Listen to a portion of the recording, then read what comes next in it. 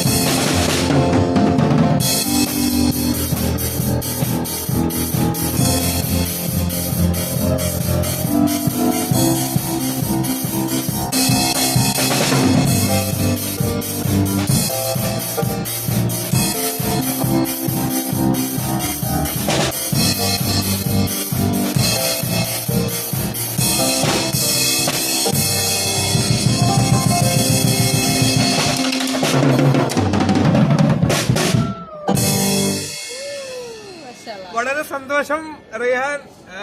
നമുക്ക് പരിമിതികളുടെ തടസ്സമല്ല എന്ന് തെളിയിച്ചിരിക്കുകയാണ്.